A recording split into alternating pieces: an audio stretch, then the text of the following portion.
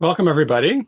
My name is Sebastian Faber. I'm a board member of the Abraham Lincoln Brigade Archives, and I'm really super excited to welcome you all here to this online event honoring the legacy of Dr. Edward Barsky, who died 50 years ago today in 1975 in New York City, and who I think meant a lot to our whole community.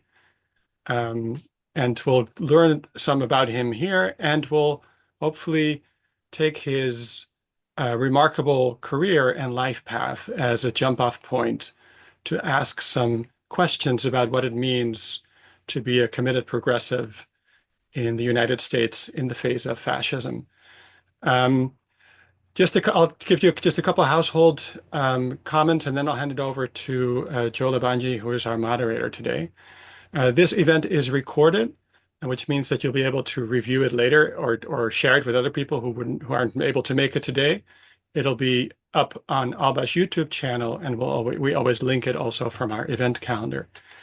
That also means, however, that in the Q&A, if you prefer not to have your face and or voice recorded, you can always post questions in the chat, and then Dennis, our executive assistant, who is amazing, always running these things behind the scenes, can ask your question for you. So the structure of the event will be relatively simple.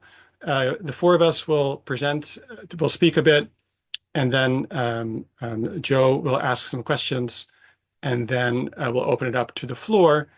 The idea is to have this run not more than an hour and a half, 90 minutes, and to give everybody a chance once to ask a question to ask the question. We won't be able to get to all the questions, but we'll do our best. And Dennis does a really good job consolidating questions that touch on similar topics.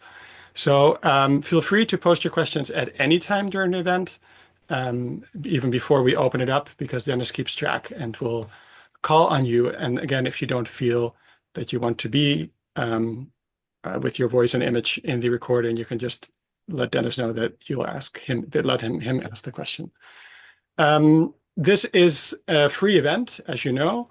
ALBA is a nonprofit, a 501c3, which means that we welcome any donations right now or after the event, which are tax deductible. We can only do this work thanks to your support. So thank you in advance for being here, and thank you in advance for your support.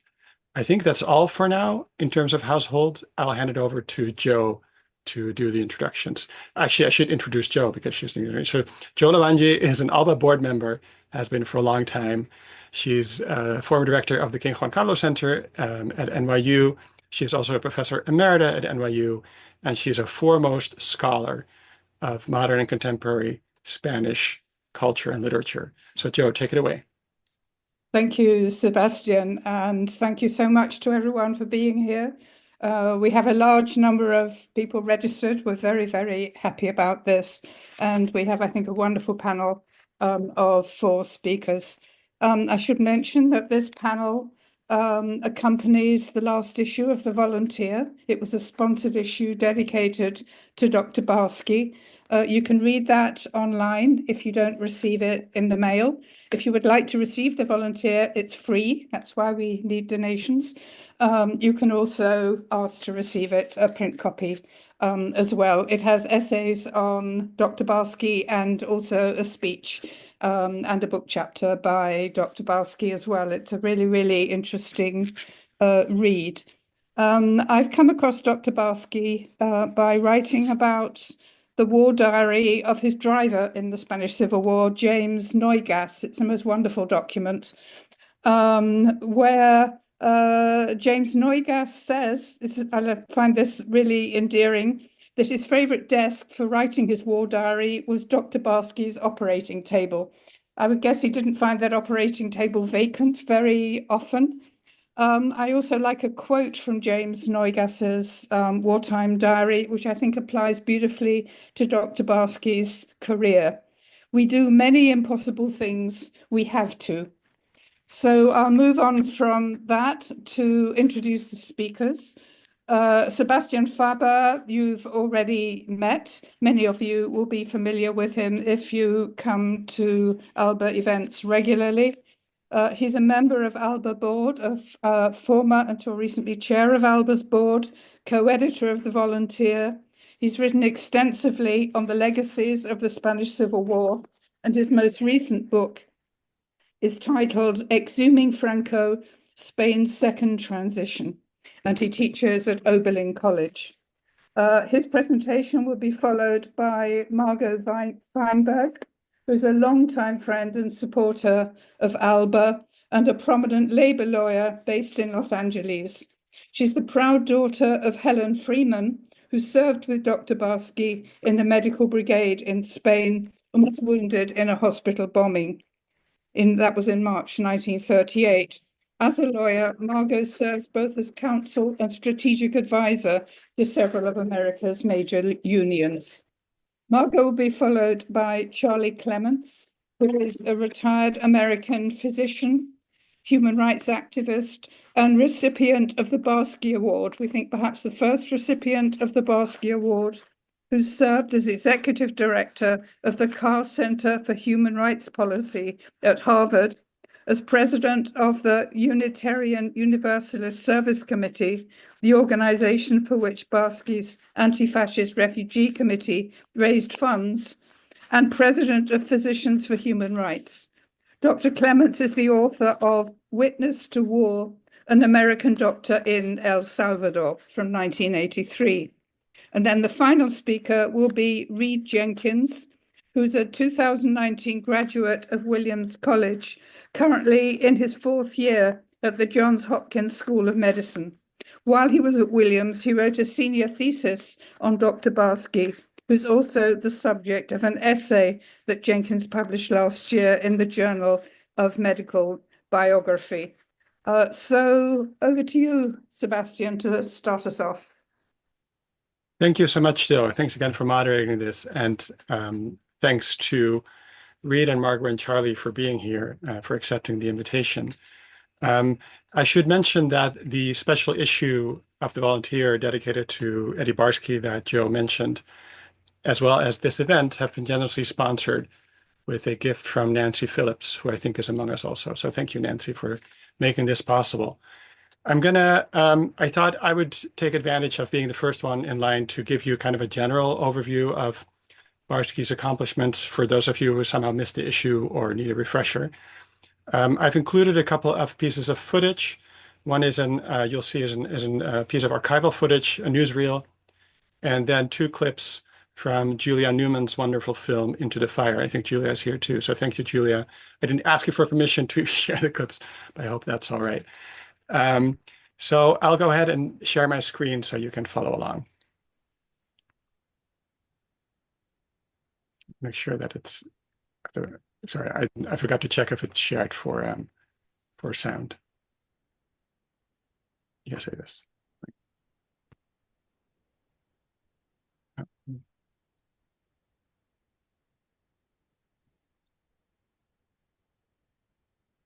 So Dr. Barsky would have, like I said, died today, 50 years ago in 1975, at the age of 79.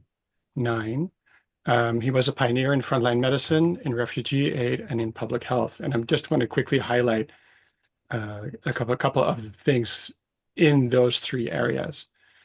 I'm going to start with July 1950 clipping from the New York Times, which informs the reader that Dr. Edward Barsky and 10 others were about to enter federal prison, and that on top of that, they were sent to separate prisons.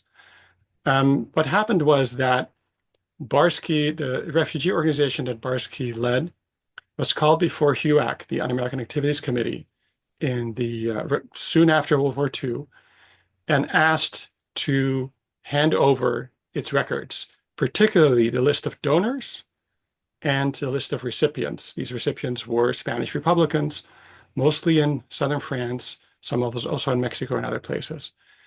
Barsky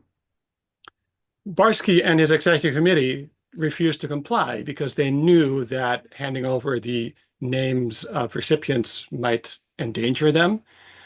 And handing over the names of donors was also tricky because the Cold War had started, and they felt it was not right to disclose to Congress who was giving them money. For those of you who have seen the movie Oppenheimer or read the biography, you'll recall that Robert Oppenheimer got his security clearance revoked eventually because of his involvement with the solidarity movement around the Spanish Republic and for giving money in support of Spanish refugees. So it was not a strange suspicion that Barsky and company had. Congress declared them in contempt. They fought it in the courts all the way up to Supreme Court, and then they were finally convicted to 6 months in federal prison. So this is that newspaper clipping. About 19 years later, in August 69, Barsky was photographed by Richard Avedon and interviewed by Diane Arbus' son, Dune Arbus, for an amazing book called The 60s. If you can you get your hands on it, I highly recommend it. It's a beautiful book with photographic portraits and brief interviews. And this is what Barsky tells Dune in the interview. When you go before your Un-American Activities Committee, you're not just a man or a woman picked out of the air. You're somebody who has something to do with something. And that something should be a matter of principle to you. The Un-American Activities Committee had no principles. They were just a bunch of bastards, you see. They were un-American. So when I was up there and they asked me questions, I wouldn't answer them. If I hadn't gone to Spain, I wouldn't be here talking to you, you know? And I wouldn't have gone to jail, and I wouldn't have lived that kind of a life. And I'm proud and happy that I did live that kind of a life. We knew we were right. It was a very simple thing as far as we were concerned. It was the simplest thing. You didn't have to be a magician or a god to know that. So this was 6 years or so before he died. This phrase, "we knew we were right," to me sort of exemplifies his moral and political steadfastness. He really sort of landed into real political work in the wake of the Great Depression. He started so he stopped charging people for medical services in the early 30s. He became a member of the CPUSA. And then when the war broke out in Spain, he helped found the North American Committee and the Medical Bureau, which were and the organization, the North American Committee, did a lot of fundraising and lobbying for the Spanish Republic, and the Medical Bureau sent people and supplies, medical supplies, to Spain. He arrived in Spain in January 1937 and served as a frontline surgeon, doing really almost inhuman work, impossible work. Then in 1938, the North American Committee turned itself into the Spanish Refugee Relief Campaign, seeing as that the Spanish Republic was losing the war and hundreds of thousands of Spaniards were leaving and needed help, mostly initially in southern France, where they were interned in concentration camps. In 1941-42 or so, Barsky split off with some people of the Spanish Refugee Relief Campaign to found the Joint Antifascist Refugee Committee, which was kind of a fusion of different groups that were supporting Spanish refugees in the Spanish Republic. The Spanish Refugee Committee, Anti-Fascist Refugee Committee, stayed in function until it disbanded in 1955. So it's a long time. Their fundraising was significant. The War Board allowed them to raise funds and send funds to Europe. And the funds were mostly used by the Unitarian Service Committee. As a side note, Charlie Clements, present here as one of the speakers, was for several years the director of what's now called the Unitarian Universalist Service Committee, which is the successor of the Unitarian Service Committee. As a result, as we saw, they were called before HUAC, and Barsky spent 6 months in prison in the second half of 1950. Barsky was closely involved with the precursor of what in 1941 became the Physicians Forum. The precursor was founded in 1939. He was closely involved with founding this Physicians for Social Responsibility in 1961, which did a lot of work towards racial integration, towards lobbying for a universal public healthcare system in the United States.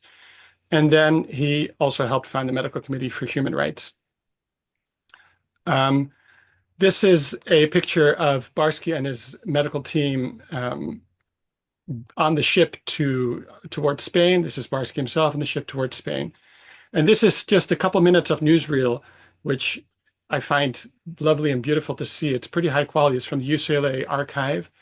It has no audio, but you'll see Barsky and that same medical team being received by the president of Catalonia, Lluís Companys, in early 1937. So I'll let you enjoy that footage for a second.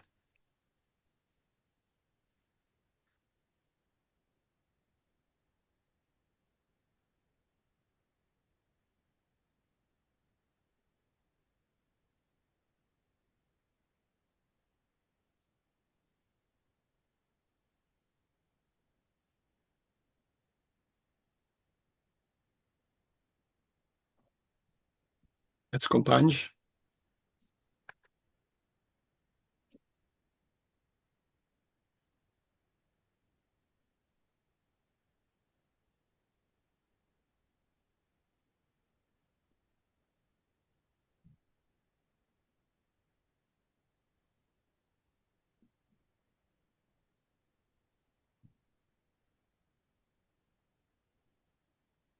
This is Barsky in one of the field hospitals.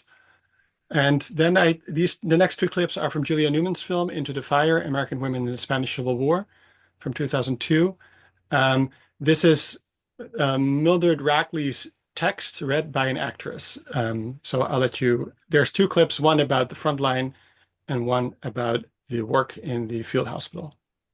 Eddie, Miss Martin, and I left Valencia 4 days ago with a representative of the health department for Madrid, where we made a tour of the front-line trenches. While looking over the enemy line a couple of 100 yards away, a bullet sang past Eddie's right ear. We both ducked.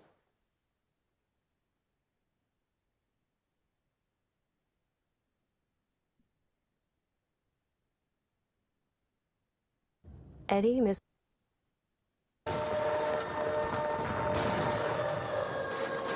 On the third day, the patients began to pour in. The doctors and nurses were working 40 hours without stopping, going from one major operation to the next. Practically all the soldiers we got were badly wounded, and all had to have operations.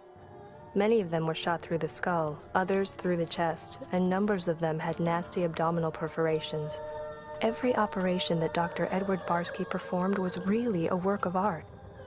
One night at 2 o'clock, in the middle of an operation, the battery went dead.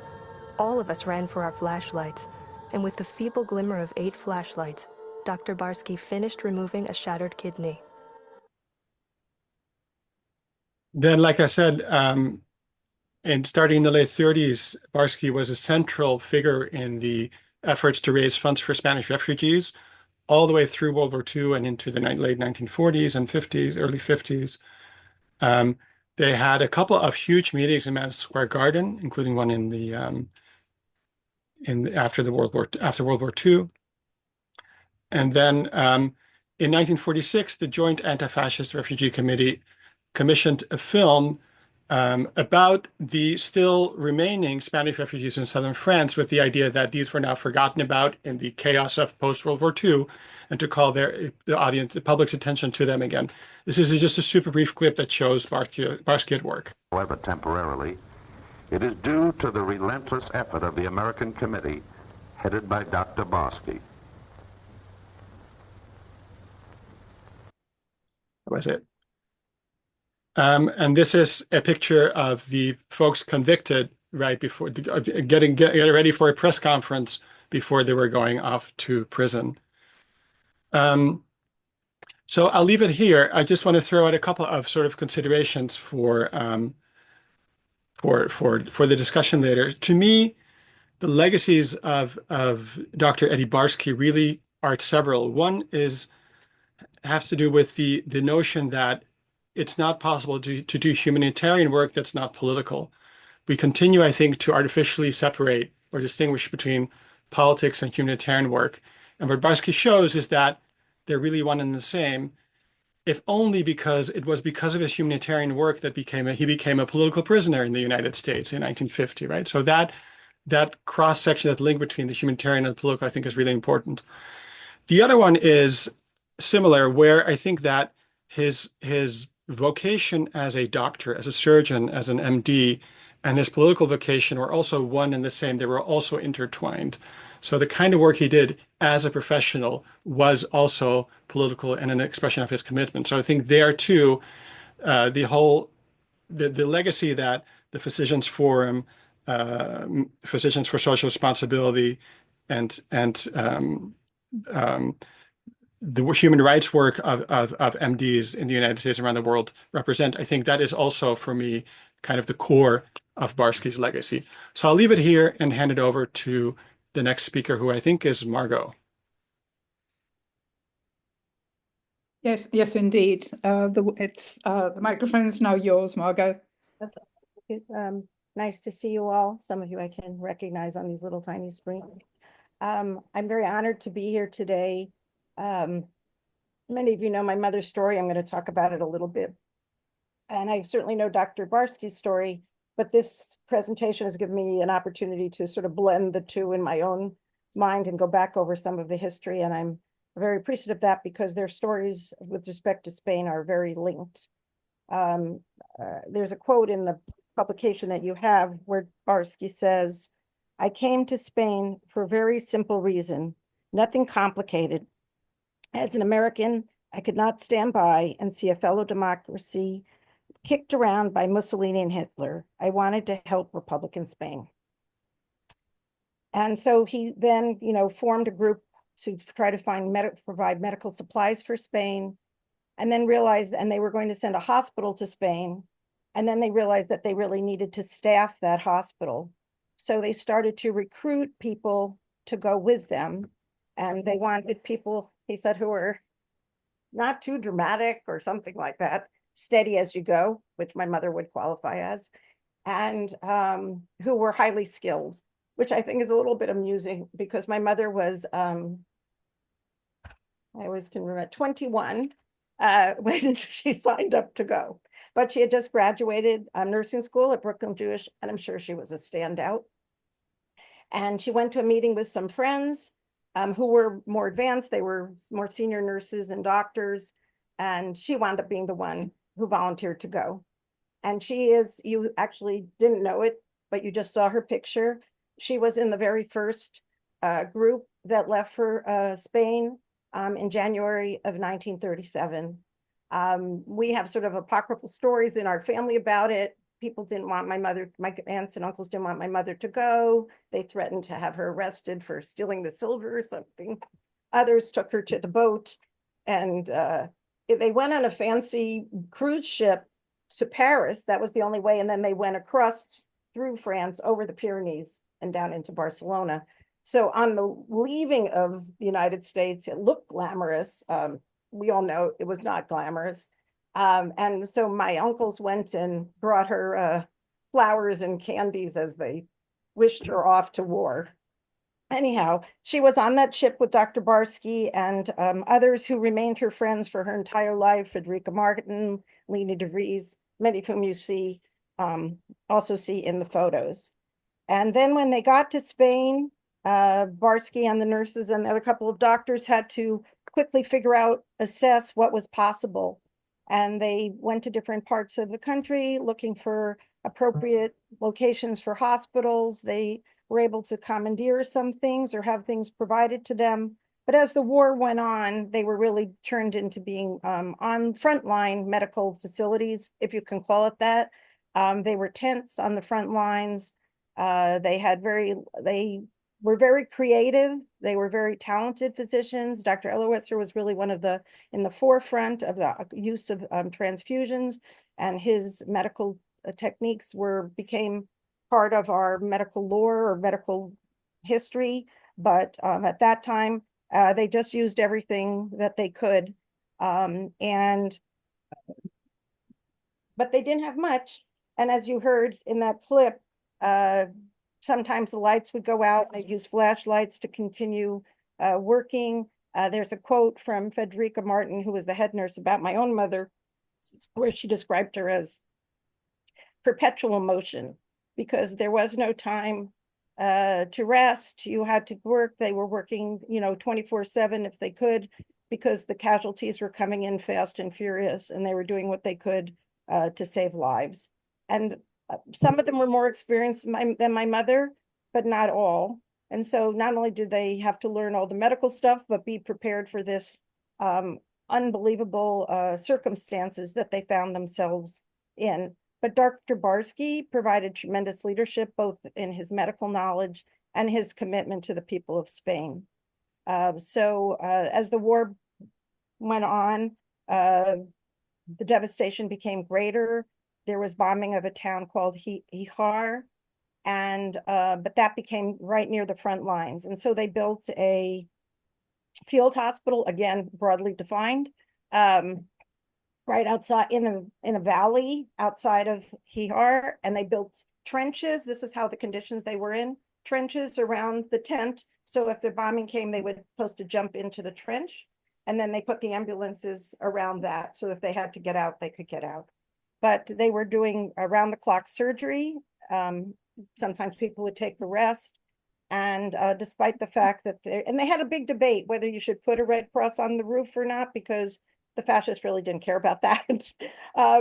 But I think on this particular day, they did have a Red Cross, a cross on the roof. So you're not supposed to, by international law, be bombing health facilities, but they were being strafed. At this point, there was military support from Italy and Germany in support of Franco. And so there was a lot more air support coming in, bombings, and their tent was strafed.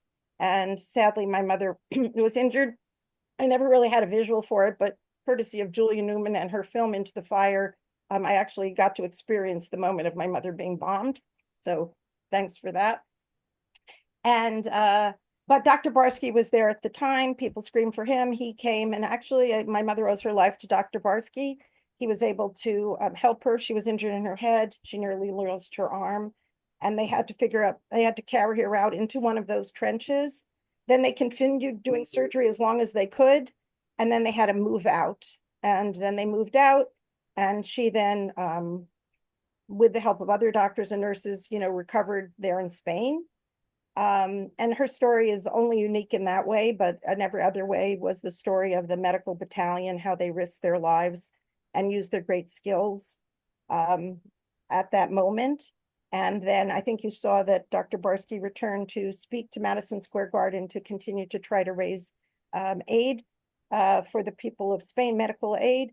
And my mother was released from Spain to come home to be on that same stage in Madison Square Garden. So when I say the arc was the same, it very much was.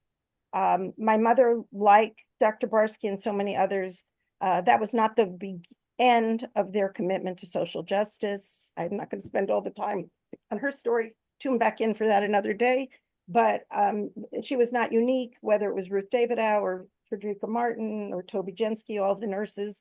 They continued till the day they died doing things to try to improve the world that we live in. So I feel that they're a challenge. They're calling us today to remind us that this is our responsibility.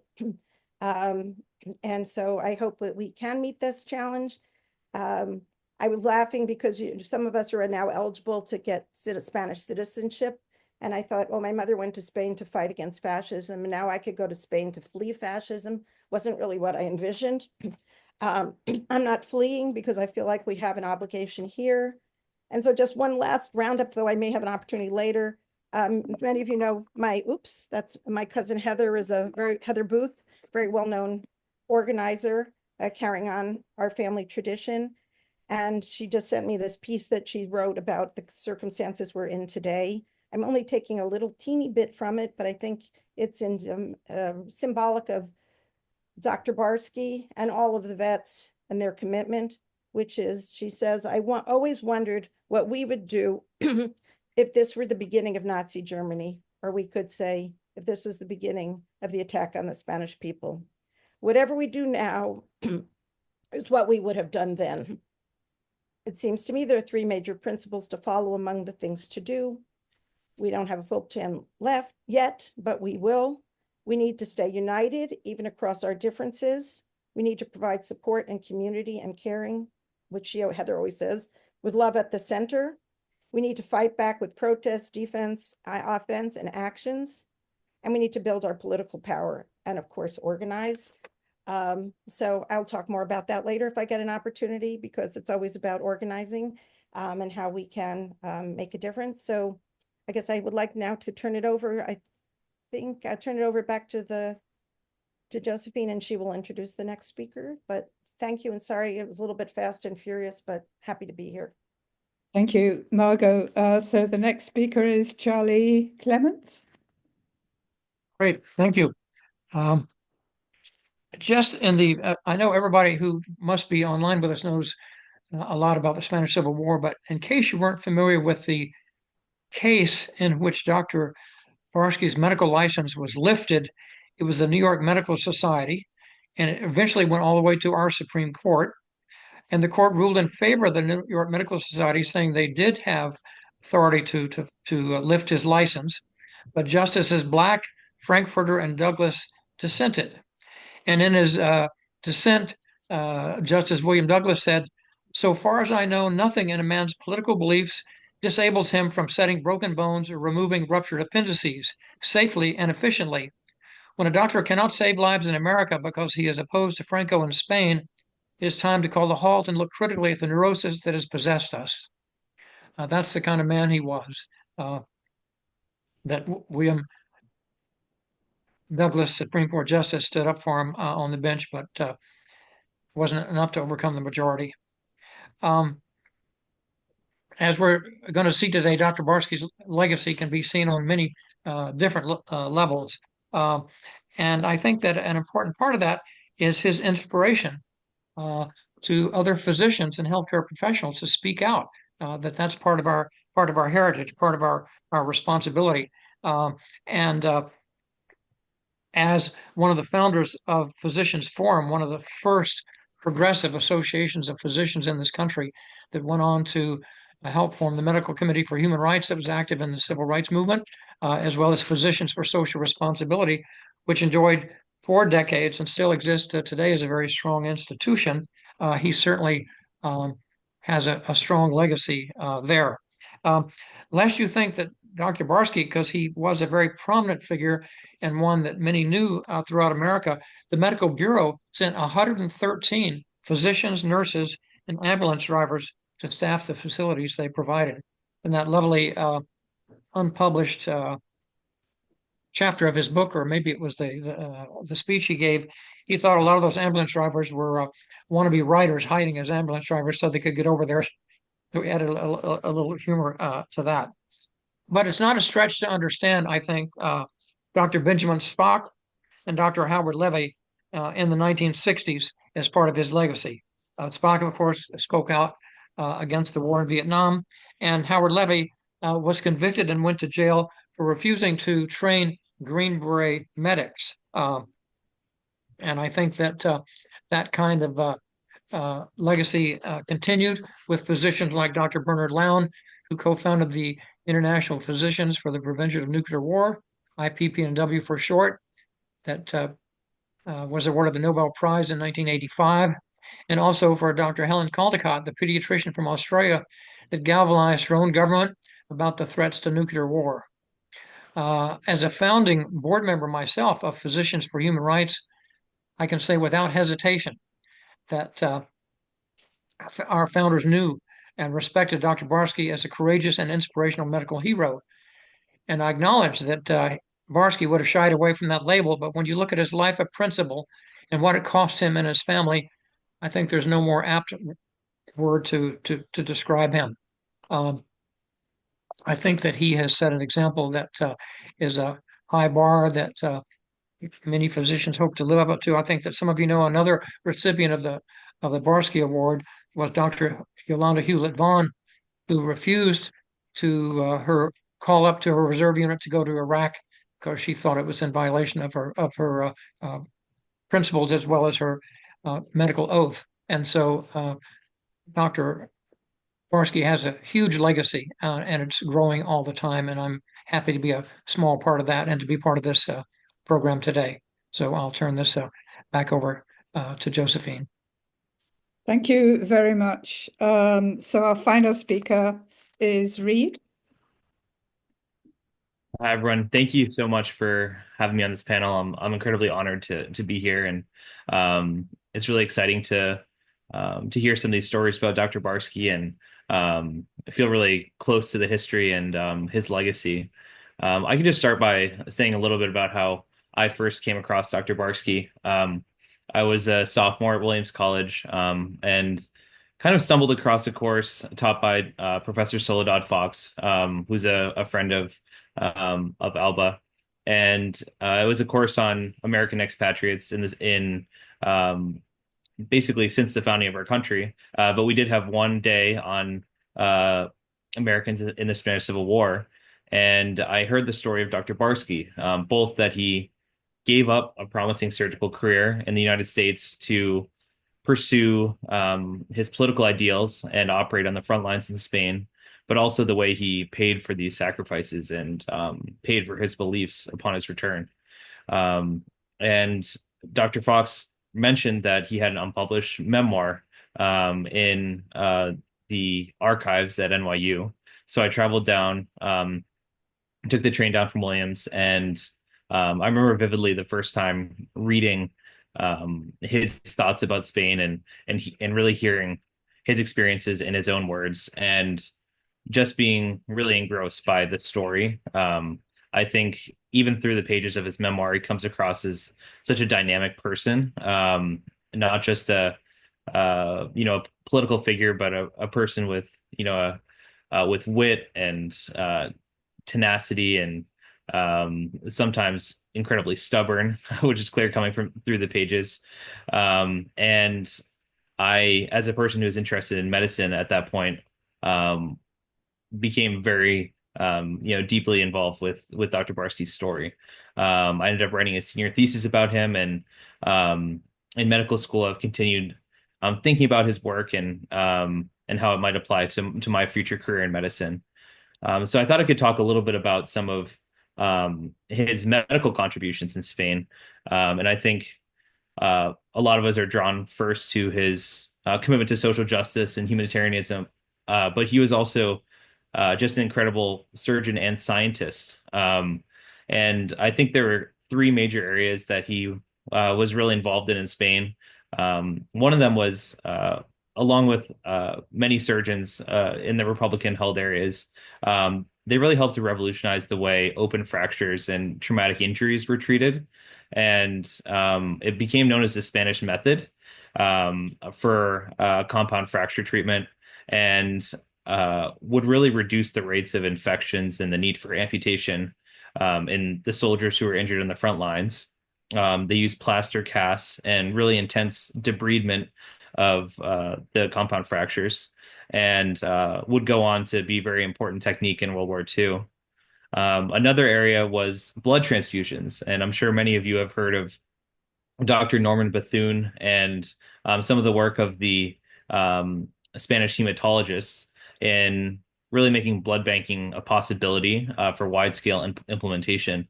And Barsky in his memoirs writes about blood being delivered often in trucks or cars across miles of rutted roads to soldiers in need at the front lines.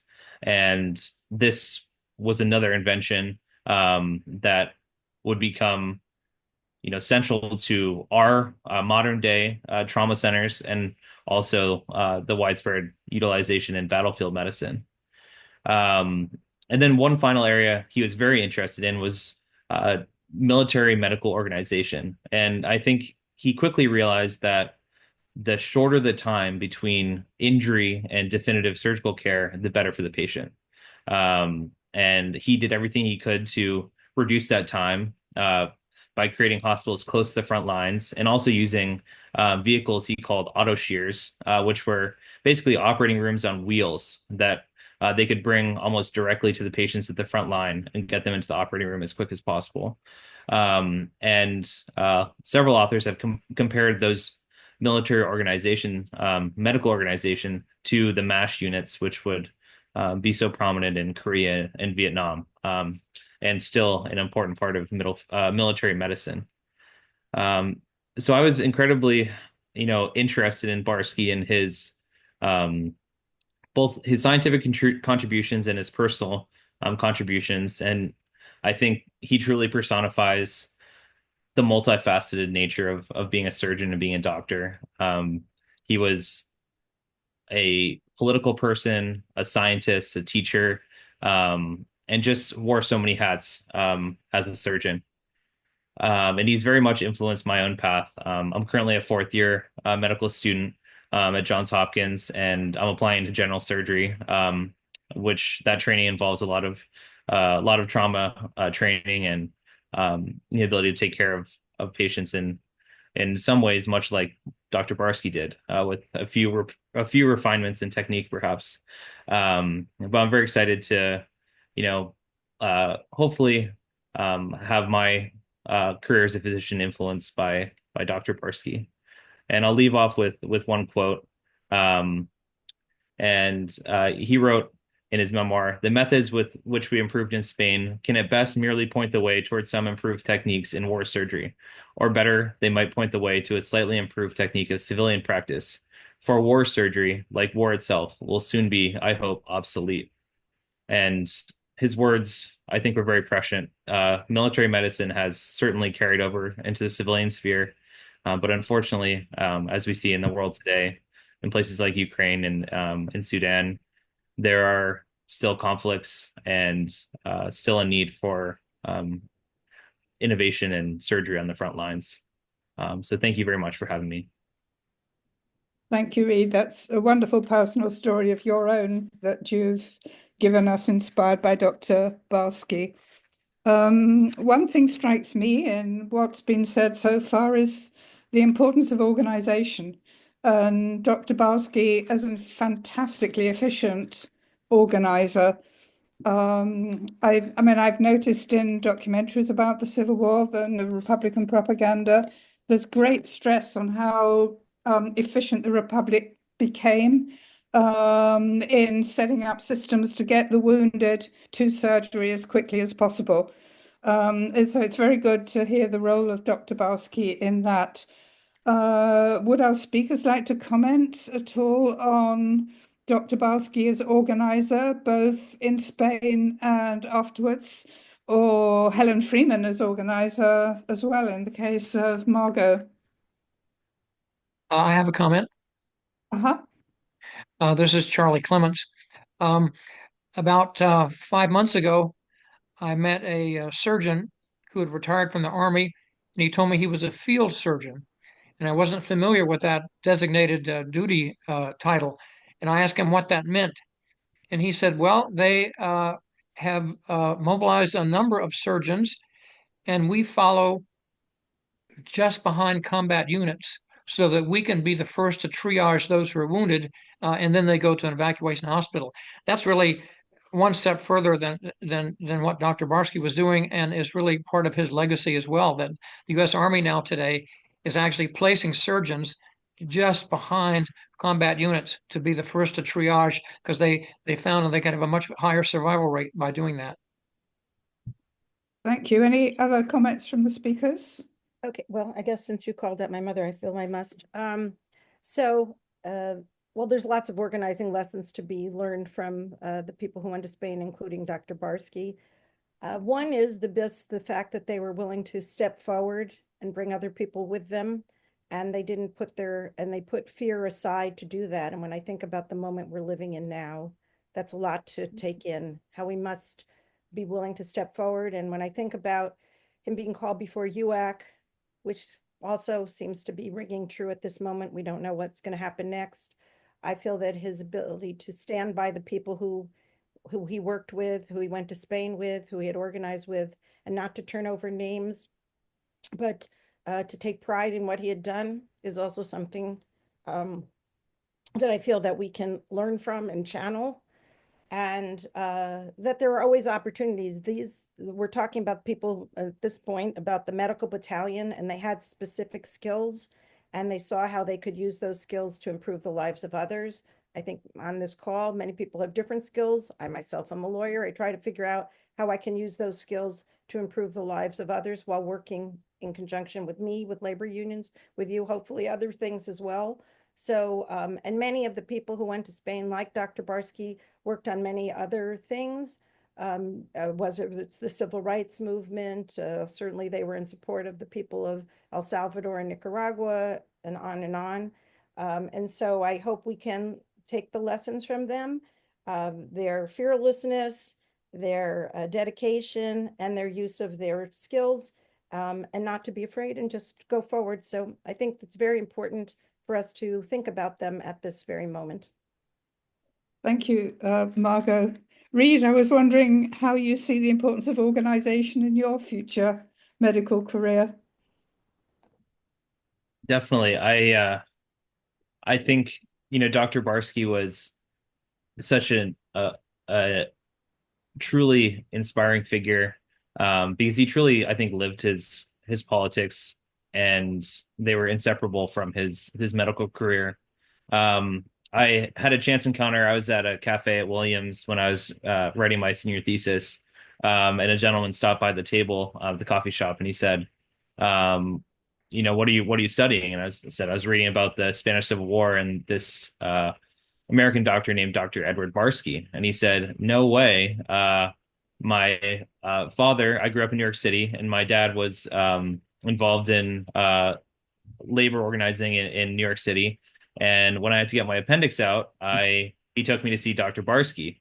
And he was such a great friend to, organize labor in New York City. And he had such a wonderful story about, going to Dr. Barsky's clinic, and ultimately Dr. Barsky did his, appendix surgery. And I think I saw from that moment, like, how intertwined, Barsky's relationships to organizing and labor were, and also, how his legacy as a surgeon had outlived him by many years. So I thought that was such a wonderful story. And I think even beyond his time in Spain and his work with the Joint Antifascist Refugee Committee, he built a surgical practice that was very much in tune with his values. From what I understand, he took care of a lot of workers' compensation cases, and was an ardent supporter of the civil rights movement in the South, and also in veterans and others against the Vietnam War conflict. So I think he was very much able to meld his political beliefs and his desire to pursue social justice with surgery. And I think as I look towards my own career, it's a really vital mission. I think all physicians are, political in the sense that they live in a political era, and within a political climate, that they are not just independent doctors. And as soon as I came into the hospital in my clinical years, you see the interactions of the social determinants of health, of politics, and all the factors that impact patients beyond just their medical factors. So I think part of being a well-rounded physician is, whatever your political motivation is understanding those factors and working to ameliorate them when you can. Thank you. I love your story about the coffee shop. One never knows who's sitting next to you in a coffee shop. Always worth finding out. Dennis, shall we hand it over to Q&A at this point? Joe, can I quickly add something about the organization? Oh, please. Sorry, I forgot to include you as the speaker. I'm so used to no worries, no the worries. other side of I just table. wanted to I was just trying to call attention to Barsky's role as the organizer of the Spanish Refugee Relief Campaign, the SRRC, and then later the Joint Anti-Fascist Committee. How incredibly well the public awareness and fundraising machinery was set up. So he took his cues there from Willy Münzenberg's kind of idea that one way to organize a public politically is through humanitarian causes. Münzenberg invented it kind of in the 20s and 30s, and it really, in the era of the Popular Front, it became a huge model. So what that included were a couple of key things. One was that there was kind of a pyramidal structure that was international. So sometimes there was a world committee in Paris and then national committees across different countries, but then also city committees and local committees.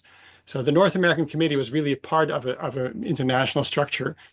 Um, Letter writing campaigns were hugely important. Visual media were hugely important, and people like Robert Capa and other photographers freely lent their photographs to the campaigns that Barsky organized to illustrate the leaflets and to call people's attention to the suffering of the people they were helping. And the other key thing was the enlistment of celebrities. So the Joint Anti-Fascist Committee, for example, had Anna Zegers, the German novelist, herself was exiled to Mexico, Pau Casals, the Catalan cellist. Those were kind of honorary members that signed the letters and that helped give prominence and give a voice to the cause.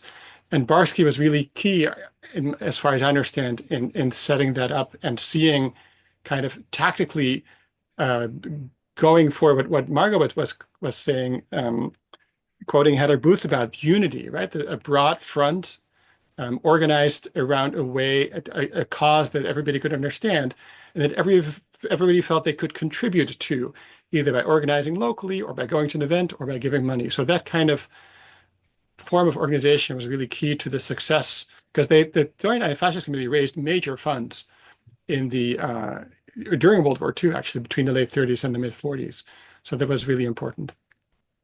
Thank you. That's Joe, really I wanted to tell a quick story too. In 2006, when I was the president and CEO of UUSC, I got a letter from Argentina in Spanish from a man who was in his 60s. And he said that if he could prove that he was a refugee from the Spanish Civil War, that he could earn a small pension for the rest of his life from the government of Spain. And he mentioned the name of the refugee camp his mother had crossed into from Spain. And I went to the archives of the service committee at the Harvard Divinity School and found the feeding records of children that we fed in that camp because we had to weigh them every week to make sure they were gaining weight.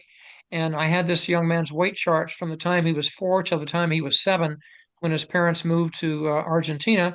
And we proved that he was in his mother's womb as he crossed over from Spain to France, and he was granted that pension. So it was really a nice story about the legacy of a refugee fleeing the war. that's fantastic. Dennis, shall we go for Q&A? Sure. Okay. Hello, everybody. Yeah, I'm Dennis Smeeney. I'm the executive assistant here. So we'll have time to take a few of your questions. If you can continue to put them in the chat. So what we do is I'll pick some questions from the chat, call on you. You can ask the question if you'd like. If you would not like to answer your question asked, but don't feel comfortable asking it, I can just ask the question myself. I did have one lined up, but you think it'd be preferred for me to ask it? So I'm just going to ask it. It's from James Williamson, who wanted to talk about to the whole panel, could someone elaborate a bit on the role of Norman Bethune, his relationship to this account of Barsky? So if anybody wants to take that question, that's to the whole panel, please go ahead. Reed, this is something for you, maybe? Sure. So I've read about Dr. Bethune, and I'm not sure how much personal relationship Dr. Barsky and Dr. Bethune had. I'm sure they knew each other and knew of each other in Spain. From my understanding, a lot of Dr. Bethune's work was centered in Madrid with the Instituto Hispano-Canadiense de Transfusion de Sangre with the blood banking efforts. He was, certainly a very famous figure, Dr. Bethune, and was very instrumental in delivering some of the blood that Dr. Barsky used in the front lines. But I can't speak directly to their personal relationship, although I'm sure they crossed paths in Spain. I think they're both featured in that Herbert Klein film, Heart of Spain, that many of you probably know, but I'll post the link to the movie on YouTube in the chat right now. So that's also, it's a classic of the Spanish documentary about the medical service, especially the transfusion innovations.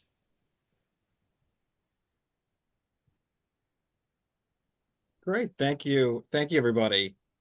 Great. Yeah, again, please continue to put your questions here in the chat. I'll try and get to them. Yeah, so I think I'm just going to ask one more that I got and didn't have an answer on whether they want to answer it or ask or not. So, our own Steve Birnbaum, hey, hello, Steve, asked, did medical providers have an easier time getting to and, being in Spain, compared to the general troops and stuff like that? What was the level of, what was their level of comfort, I suppose? Getting there? Well, I'll try it. I guess Maybe that would be, yeah, getting there and then being there. getting there, they went on the same, some of them went on the same boat. In fact, Dr. Barsky told the medical battalion not to talk to them because they didn't want everyone to be outed at once. But they went over, many of them went the same way. They went through France and went over the Pyrenees.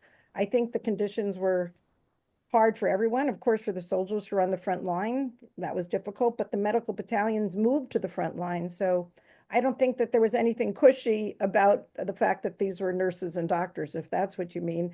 There's a little, whatever, story about my own mother who liked a few nice things, not very many, but so she would roll out her bedroll out there but her nurse friend said that my mother insisted that she have a little bit of Chanel No. 5 to survive the stink of the whole thing.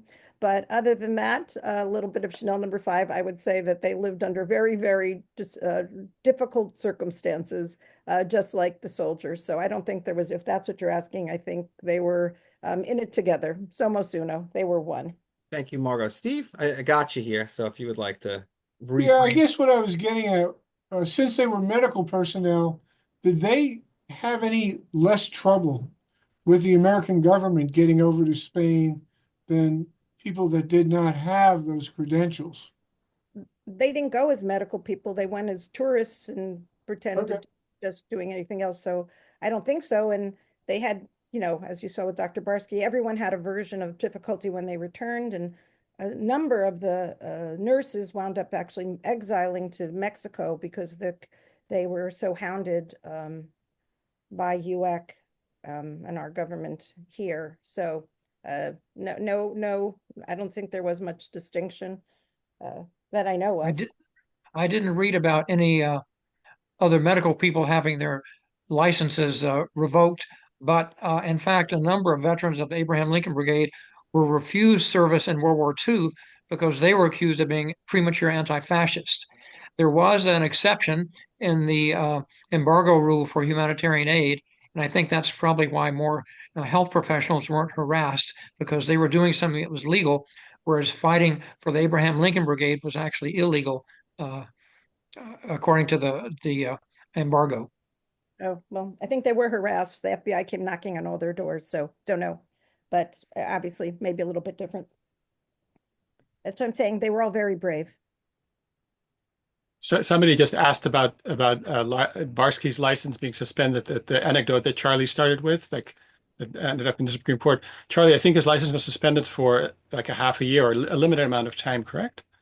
Yes, that's correct. Great. And And there was a question about whether it was a felony or a misdemeanor, and pretty much it had been a misdemeanor, he would have been fine, but they said actually refusing to turn over those names was a felony, and that's why they were compelled to lift his license because he was a physician who had committed a felony. so can I just interject something because I know our time is running, and I do want to say that we are living in this very difficult historic moment, and medical care, medical research is on the front line of being attacked. The attacks on women's health care, the attack on Medicaid, the freezing of those portals. This week, the effort to reduce NIH funding such that it would actually harm every university and medical center and all research in this country, draconian cuts, which fortunately have been stopped by the court for the moment. So I encourage all of you to channel our ancestors from the Abraham Lincoln Brigade and get out there. because we are in the middle of a terrible constitutional crisis, and the healthcare of the people right here in our country and so much more is at stake. I'll just give you one thing you could do if you want, which is on February 19th across the country, there will be a day of action for labor for higher ed, and that is focused on, of course, the tax on both higher education and healthcare. So anyhow, just thought I'd throw that out there. I'm sure all of you will be somewhere, somehow doing something. Thank you. Margot, I'm going to piggyback onto that and thank the person who posted in the uh, chat space over there a URL for a website of Code Pink, because Code Pink has a petition right now for a physician at the University of California, San Francisco, who was fired, a resident, for speaking up on behalf of people in Gaza. And so it's happening now. And you can sign that petition and help protect that resident for getting her job back eventually. Code Pink. You go to their website, you can find that petition. Thank you. Okay. I think we'll have can have a few more questions. Let me see. I think Peter Stoll. You have a question on why people went to Spain. If you'd like to ask it, you can now. If you don't feel comfortable doing so, I can ask the question. Oh, yes. I read a book recently called For Us It Was Heaven. I wanted to know if anybody read that. It's the story of an English woman who early in like 1936 became a nurse and was distraught at seeing the suffering of poor people in London. And she saw people going to Spain and they were doing something about the conditions. And she joined and went into Spain with great and suffered with great grit and passion for the years of the Civil War. Um, it's a fabulous biography. She was very, very lucky to have her letters published, and I just wanted to know if she was related to the units of Dr. Barsky, or if anybody had heard of Patience Darton, the nurse. Can anybody speak to that? I haven't read it yet, but I now will, thanks to your recommendation. Where was she from? She wasn't an American nurse. I'm sorry, I can't hear. Oh, where was she from? England. Oh, no, I don't know. Okay. Well, Margot, I want you to go find that book. I'm very lucky to Okay, have it I'm in more our familiar with library. the American nurses, but I'm happy to learn about the British ones too. Oh, okay. Thank Yeah, you. there Yes. is quite a lot written about the British nurses in particular who went to Spain. Oh, I see. Also, Okay. a lot written. This is something kind of interests me because I'm British, but in the States, there's a lot written about the solidarity networks raising funding in Britain, much more than about the networks raising funding in the States. The stuff about raising money in the States focuses a lot on celebrities, though there's good work on New York as well, and on Spanish communities in the States. But there's wonderful work on the fundraising in Britain, with vans going around working class estates, playing Paul Robeson singing on the loudspeakers, and women just donating 1 can of condensed milk, which is all they could afford to give working class estates, which I found incredibly moving. But yeah, I mean, there was the British equivalent of the American Medical Bureau sending out nurses as well. I'm also finding reading memoirs that there were foreign nurses working in the Spanish hospitals as well, not only in the hospitals which were sent out and equipped either by the American Medical Bureau or by its British equivalent. So it seems that quite a lot of nurses actually went independently. Yes. Thank you, Josephine. Thank you very much. Yes, I really want to share that book with everybody. Oh, thank you. I didn't know that book. I'll check it out. For Us It Was Heaven. I will add that in the 1980s, there were certainly more than 1,000, and I don't know how many more, but maybe between 1,000 and 2,000 sons and daughters of people had suffered in the Spanish Civil War from Spain volunteering in Nicaragua because they saw Nicaragua as the heritage of their struggle in Spain in the 1930s. And Nicaragua was just filled with Spaniards who were the next generation or the next two generations of the Spanish Civil War.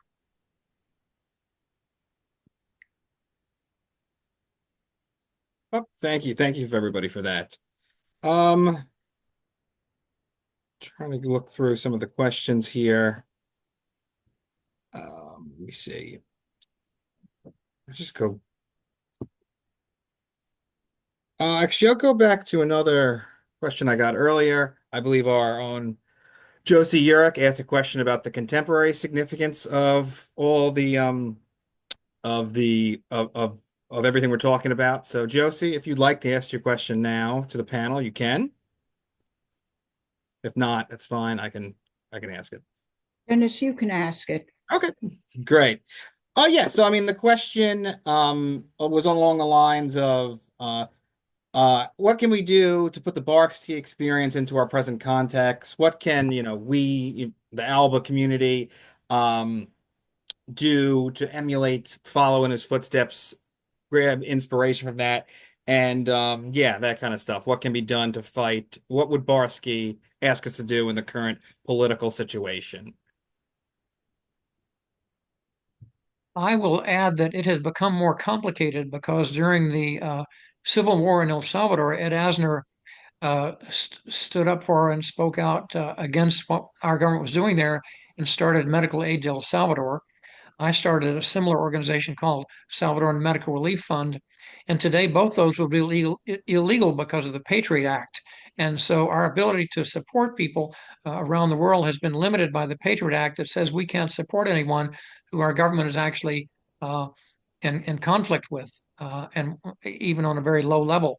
For instance, in El Salvador, the FMLN there, the guerrillas had killed a couple of Marines who were in downtown San Salvador, and that would have made it illegal for any organization to raise medical support for the FMLN. So what we would do today has become much more complicated, but I think we can certainly speak out on people's behalf, like that petition that Code Pink has.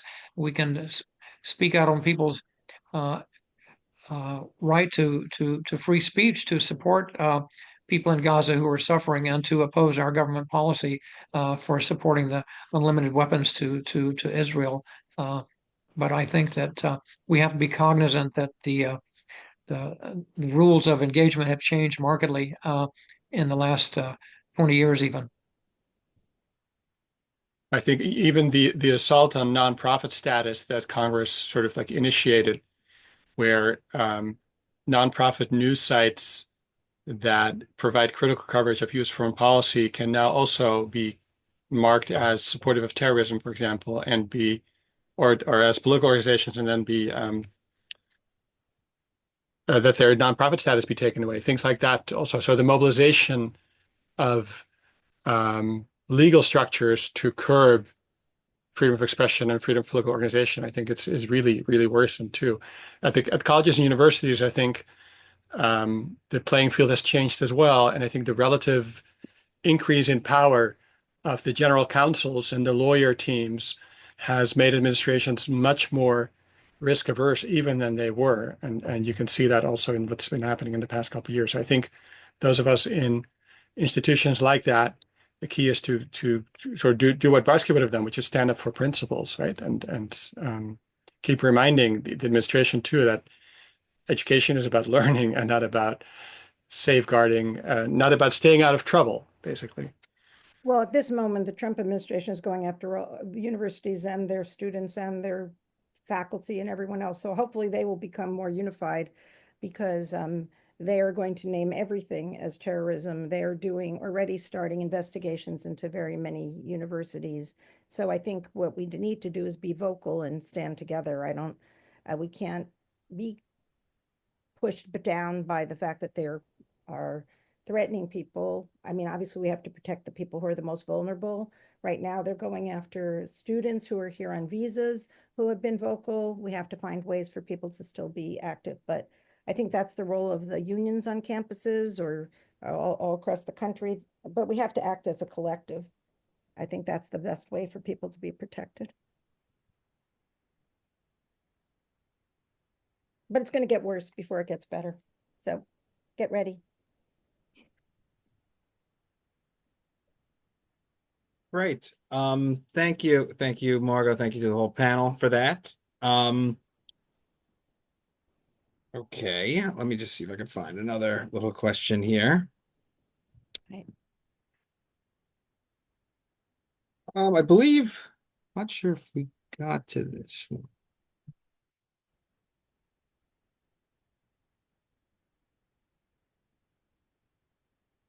I'm going to go, I think,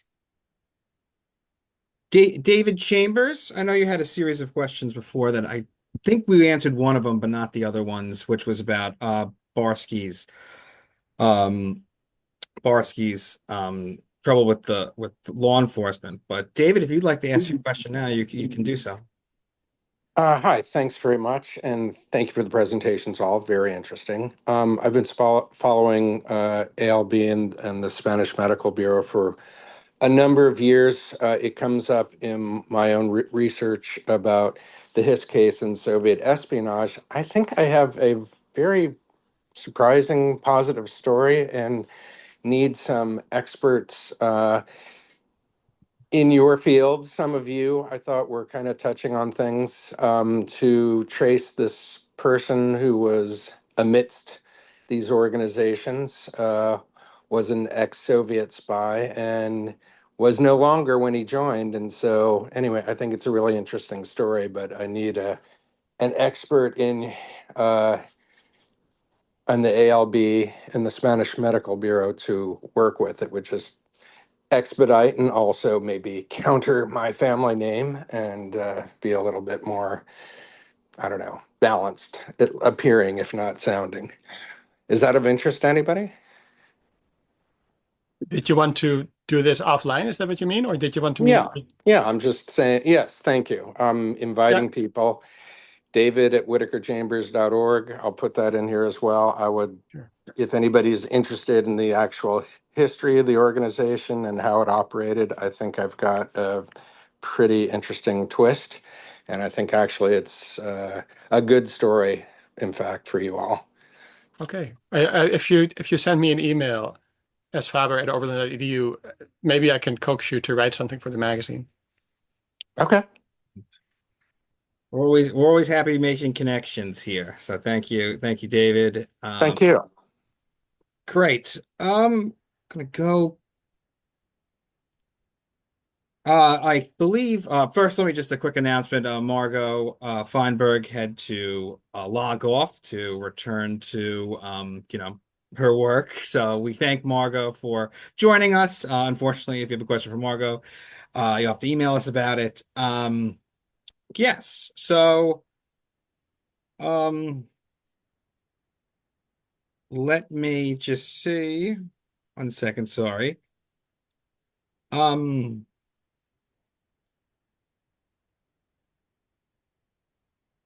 Is there I think does any of the panel have any questions for each other as I sort through this a little bit?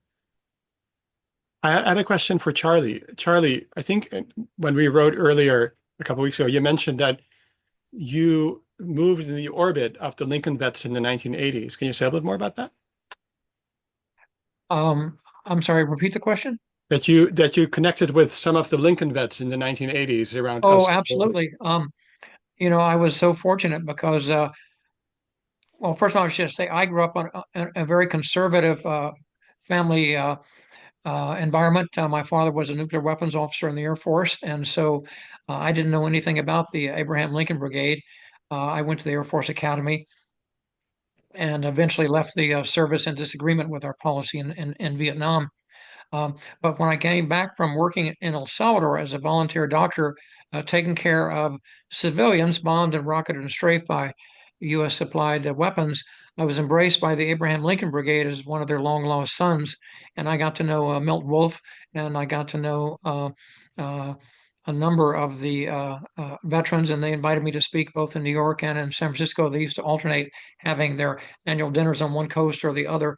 And I have to say, some of the most rewarding discussions of my life have been with some of those guys and some of those gals. My Barsky Award was presented to me by one of the nurses who was still alive at the time. That was been in 1984.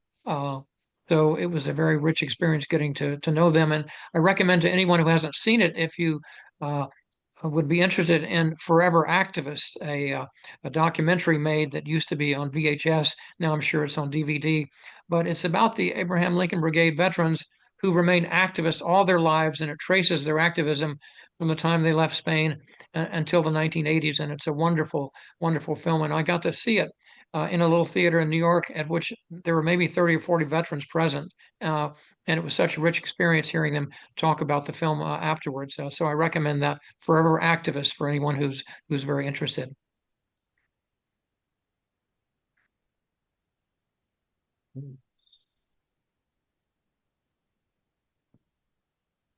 I'll post a link to that. That's a Judy Montell's movie, the one that Charlie mentioned, which was nominated for an Oscar when it came out.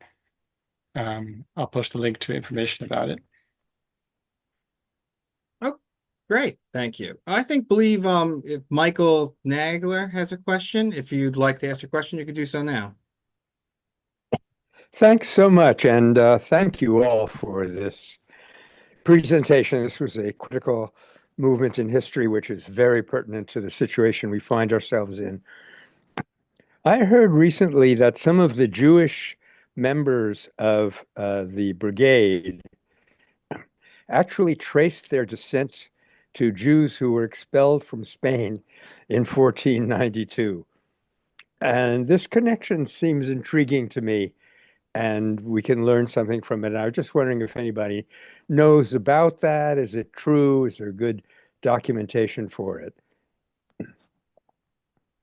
Sorry, can you repeat your question, Michael? It's about. Yeah, it's about American, I think mostly American Jews who were part of the brigade. Yeah. Actually traced their descent to Jews who were expelled from Spain in 1492. Yeah, we had an article about that in the magazine. I want to say in December or in September. I'll look it up right now and I'll post it in the chat. Thank you very much for That's that. by two colleagues who wrote that. It was a pretty cool article. Yeah. I have another question here from James Williamson. James, if you'd like to ask your question now.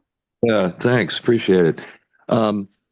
I got to know Daniel Boone Shermer, who was a direct descendant of Daniel Boone, actually, who, as an undergraduate at Harvard and a member of the American Student Movement, I think it was, or the I think communist affiliated student organization, took part in raising money and to send an ambulance to Spain. And I just thought, I'd been interested to hear if anybody had anything to say about, how widespread this was, how many ambulances were sent to Spain by groups in the United States. And Boone went into the U.S. Army and was somehow hooked up with Roberto Rossellini, the Italian filmmaker, and had a role in his amazing movie Paisan, playing, as a sort of, I guess, off-duty, playing the role of an OSS liaison officer with the partisans in the Po Valley. He actually had a speaking role. Anyway, and then Boone went underground for a period and lived down on the Cape, on Cape Cod, and visiting him was always an amazing experience, because we would go and hang out with veterans of the Abraham Lincoln Brigade and other interesting figures. So anyway, just a little call out in a way for Boone Shermer too. That's an amazing story. Add a bit to that, there were a lot of campaigns for ambulances which drove from coast to coast, stopping off in towns on the way, showing documentaries in order to raise funds. There was one ambulance, I think it was actually two ambulances, which were signed, the names painted on the outside of the ambulance by a whole lot of Hollywood actors. There was an African American tour with an ambulance, Solaria Key, and I'm ashamed to say I've forgotten the name of the very important other female African American organizer who went. Thyra Edwards. That's it, Thyra Edwards. Hemingway gave a lot of ambulances, put up money for ambulances. I love the idea of the ones that are driving coast to coast and stopping off and raising money locally. So it was a very big thing. I think the Republican government actually gave a list of priorities of what they most needed funds for, and ambulances came at the top. You're absolutely right, Joe, that a year into the Civil War, in 1938, the ambassador from Spain to the U.S. said, please, we need ambulances, not hospitals, because they needed to get people to the hospitals as much as they needed more hospitals. So you're absolutely right. I think there were at least 14. There might have been more, but I've seen the figure of 14 ambulances. The photos of them are very moving. I mean, if you do some, a bit of scouting on Google, you find them, and they have the name of, it might be just, a district in a particular city that's donated the ambulance written on the side. Sometimes it's an organization. They're very moving photos. You can imagine what it felt like to get those in Spain and see them if you're in an international brigade, or you're just living in Spain and you see those appear. Thank you. So that was a great great part of the conversation. I'm just going to go to Kathleen Brown. If you'd like to ask your question of the panel, you can do so now. Great, thanks everyone. Hi, I'm Kathleen, University of Michigan, Ann Arbor. Actually doing a project right now on the ambulance tours, and particularly Thyra Edwards and Solaria Key. But my question is related. We talked about the legacies of ambulances and of kind of political medical aid after the Spanish Civil War, but I was wondering about just prior. I know in 1935, Solidarity, the Hands Off Ethiopia campaign, made a point to send medical aid to Ethiopia, and they sent an ambulance, as well as field hospitals, bandages. And I know that African American, I believe it was oral surgeon, Dr. Arnold Danawa of Howard University, went to Spain, and he recruited Solaria Key. So I was wondering if Dr. Barsky was at all involved with aid to Ethiopia prior, or any kind of beginnings prior to Spain in terms of humanitarian aid. I don't know. Reed, do you know? I'm not sure. At least from my understanding, I don't remember any mentions of that in his unpublished memoir. But I'm sure he would have been exposed to it, perhaps in New York City, as a politically inclined position. I'd like to take the opportunity to congratulate you publicly, Kathleen, as a winner of the Watt Award for your essay on your research, and we wish you the best for your future research. Yes. Yes, congratulations, Kathleen. You can actually find her work on our website now in our Watt Essay Award section, and keep an eye out if you're a student or you know students, you're an educator. We do have an annual Watt Essay Contest for graduate, undergraduate, and pre-collegiate students. So expect that sometime in the spring for that to release. Okay, I think one of our friends, Peter Hartzman, has a little bit of Peter Hartzman has some comments that he and reminiscences that he's been giving. Peter, if you'd like to talk right now, you can. And I think maybe this will be where maybe we can wrap up and sort of put. This could be a nice way to end it. Thank you, Peter. Peter, go ahead. Okay. The only thing I wanted to say is that based on something that was earlier said about how the veterans were persecuted after they returned returned to the States after the war. My mother was a nurse and a volunteer in Spain, And when she came back, she actually applied to do work down in the canal zone. And she got rejected initially. And my mother wasn't a shrinking violet. So she wrote a letter back saying, was she being rejected because she was a premature anti-fascist? And immediately she got a letter back reversing the rejection. And she ended up spending about a year working down the canal zone. She was spending a lot of time working with the local leper colony, providing care and support.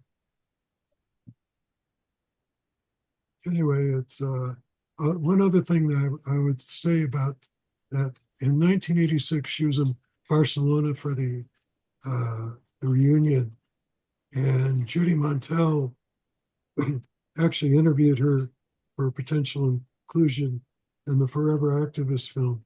It wasn't used, but one of the things that she was asked about, I guess, was, the how her children reacted to the, her participation in Spain and so on. And so she gave a little description, but then she said that she mentioned that I was sort of carrying on with the family tradition a little bit because I went down to Nicaragua a few times to support the struggle down there. So it didn't compare to anything that my parents did. My father was an ambulance driver also. Didn't compare to anything they did, but I sort of felt like I was doing my little part to carry on the family tradition. Anyway, thank you. It was a great presentation. Thank you, Peter. Thanks, everybody. I think I'll take advantage and kind of wrap up since we're almost at 5:30. I want to thank everybody for sticking it out and listening and participating. The recording of this event will be online on our YouTube channel and accessible through our events calendar on our website. If you want to share it with people who weren't able to make it or just want to view it again, we are available. Speaking for myself, I'm available to answer questions. Dennis and Mark, or the info@alba-valve.org email address is there for questions. Before we leave, I want to call your attention to an event we're having on March 9th. Information about which should be in your email inbox right now. It was sent about 10 minutes ago or 15 minutes ago. On March 9th, we'll have a memorial gathering for Peter Carroll, who passed away this past fall, in New York City at the Spanish Benevolent Society on West 14th Street, starting at 1 p.m. Doors open at 12:30 p.m. It's a limited space, so we ask that if you're interested in coming, that you please sign up and then come. No, don't sign up if you don't plan to come because there's limited space. And we'll take advantage of the opportunity to remember Peter, to listen to some music, to have a glass of wine, and his family will be there, and a bunch of us will be there. So if you are in New York City and you want to come, check your email for the March 9th Memorial Gathering for Peter Carroll. Is there other programs that I should be announcing that I'm forgetting about, Dennis or Mark? I think we're good. I think we're good. So thank you again. If you feel inclined to donate to ALBA to support our work, I'm not going to stop you. We're going to need your support these years to come and to do our important work. Thank you for being here. And thank you again to Reed and Charlie and Margot and Joe for participating in this panel. And thanks for Dennis and Mark for doing the work behind the scenes. Thanks, everybody. Take care.